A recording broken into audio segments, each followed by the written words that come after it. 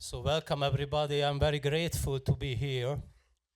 And to be honest, it's quite hard to say anything after that tragic situation, the news from Ukraine. But I tried. I think everyone knows that crisis means danger. But only a few people know that crisis also mean opportunity, a chance to build something new, something that is better than the old one. So, unfortunately, we often forget about this latter aspect of crisis, that it's also a chance for us. So as everyone knows here, we live in the time of a huge and deepening civilizational crisis.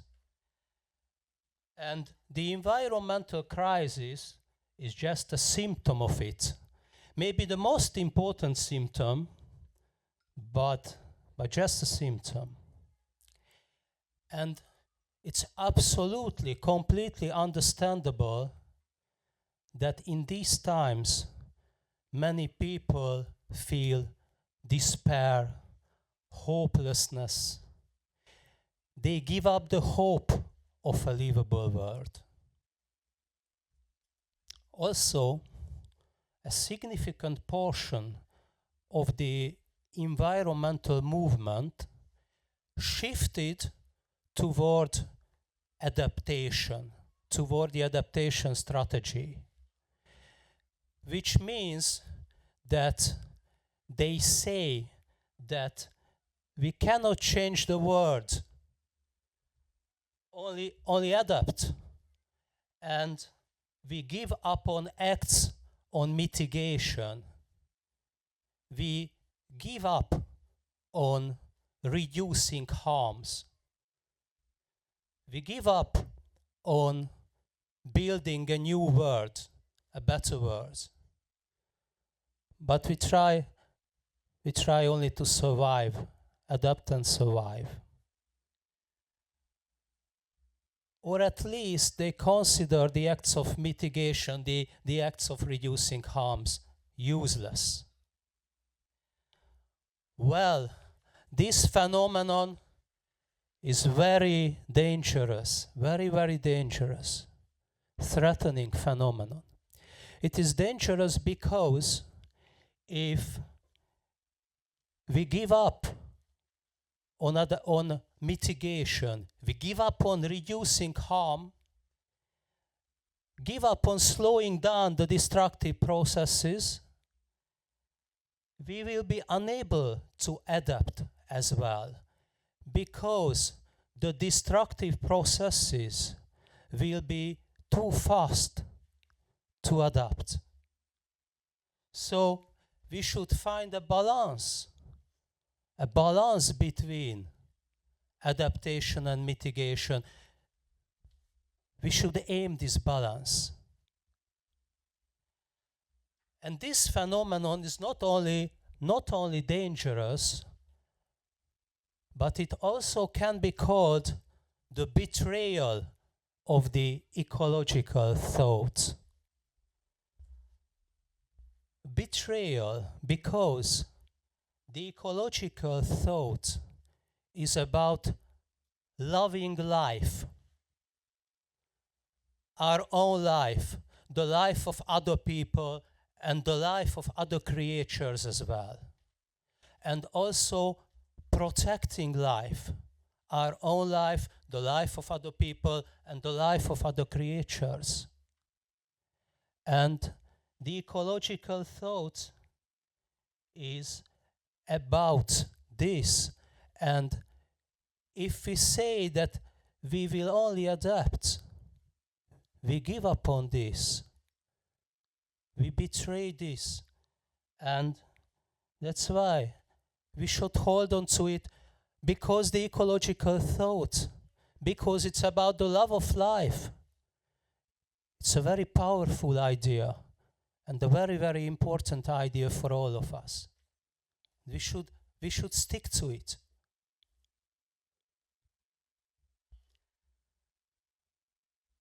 But there is also good news here. The good news is that no one knows what future holds. Nobody of us know what future holds. But on the contrary, many people believe now that they do know what future holds, and they speak about it publicly. And unfortunately, many people believe them. Well, why do this happen? Why do so many people believe this? Of course, there are several reasons behind, but I think the main reason is that many people cannot bear the huge uncertainty of the world today. And this is also completely understandable, because it's really hard to bear this uncertainty and the anxiety with it. So, strangely, it's better to think, better to believe that collapse is inevitable, because it's a certainty. We consider it, or many people consider it, a certainty, and it's harder to face uncertainty. But that's why many people feel relief and solace since they got rid of uncertainty. But this also means that before you believe the next person who says that the end of the world is near and we are all doomed, and so on, let's think about a little bit. How do he or she know it? Of course, they don't know it. Of course. Is there anyone in the world who can predict the future behavior of interacting complex systems? You know, the climate system, the global ecosystem, the social system, and the many subsystems of the social system. Nobody understands the future behavior. Even with the tools of modern science, it's impossible to know it. So, of course, a brutal social collapse is absolutely likely. It's a likely scenario, but on the one hand. But on the other hand, it's far from being a certainty. Far from being a certainty. So let's stop creating false uncertainties. Let's stop deceiving ourselves with false certainties. Let's stop deceiving others with these false certainties. So if we accept that no one knows what future holds, it would not be logical to give up on every hope. And if there remains only a slight chance to build a new ecological civilization, a better world, if there remains a slight chance of a huge social transformation, then we should grab this chance. And yeah.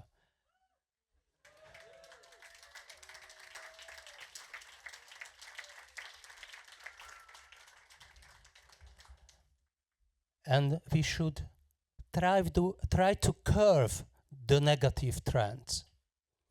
And here I'm very curious about, I really enjoy, I never seen this before. I was never accompanied by pantomime. I really enjoy it. And yes, that was I really curious about, because they show us how to curve negative trends. It's not an easy task as you see it.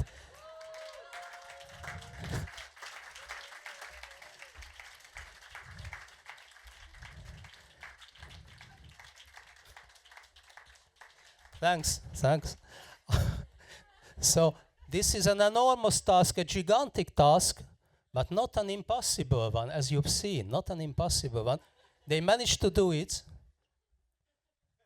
So even if they are tired, but yeah. So let's make a clear distinction between a hard task and an impossible task. And don't say for a hard task that it's impossible. Yes, it's very hard. It's a mythical task. So what I talk about here can be called, and I prefer to call, the way of active hope. This is a term I borrowed from Joanna Macy and Chris Johnstone, and I see that many of you know the book about active hope. And basically, active hope means first that we should act for the good, and second, that we should hope that there are many others who will do the same. And we should have faith that we are not alone. And there can be a critical mass of humans who also acts with faith. To put this in other words, no one knows what future holds on the one hand, but on the other hand, everyone can shape future. All of us have power. You and you and you and you and me, all of us without exception have power, a certain amount of power. No one is powerless. But we also need new strategies, a new kind of rhetorics. I explain briefly why we need them. It is because in the last decades, the environmental movement and other so-called counterculture movements really realized many successes on the one hand, but on the other hand, they were unable to transform the world yet. They were unable to completely stop the mega machine that destroys our beautiful world. But as I said, this should not mean that we have to give up.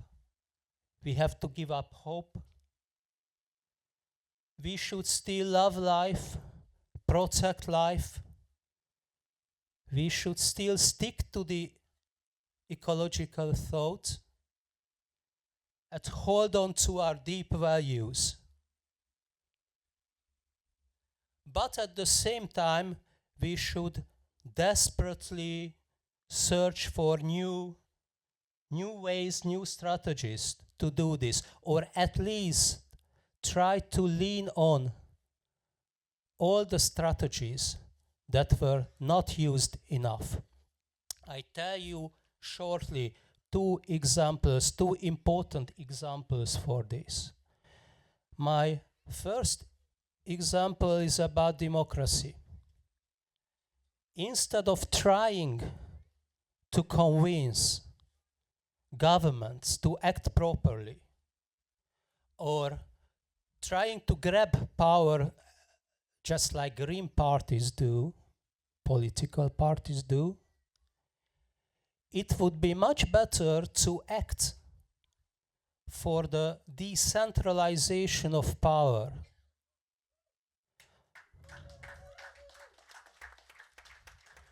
To create new institutions of participatory democracy. We must understand that centralized power is the part of the problem, a part of the problem and not the solution.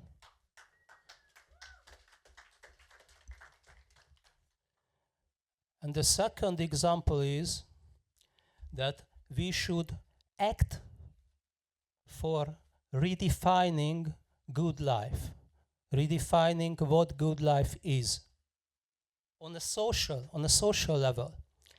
And we should learn from other cultures that are very different from ours, from our consumer culture, about good life. And then show to everyone that life in the consumer society is not the most beautiful life we can possibly live, contrary to the widely held belief. Well, what do new strategies mean in the case of ecovillages? Let's talk a bit about this. Let's be honest.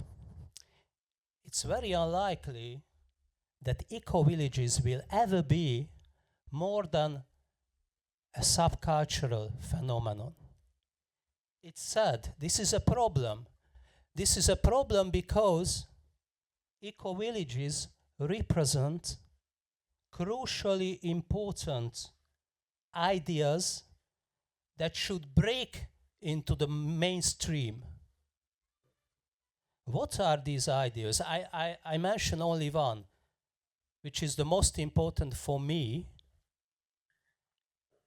This is the idea of the power of local ecological communities, the power of local ecological communities. Every serious definition I've ever seen, every serious definition of ecovillage contains the word community.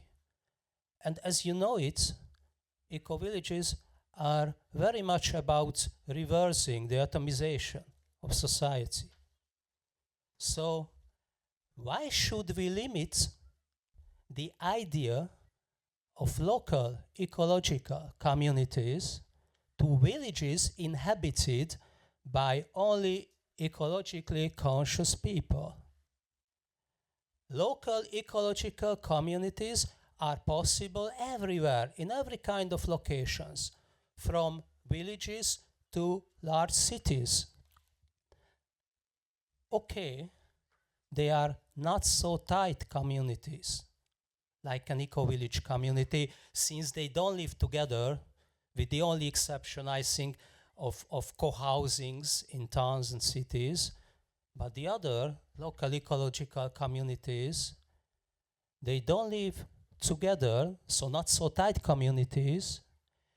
They are basically activist groups of friends, but this also means that it is an easier way, an easier path to form and operate a community, a local community.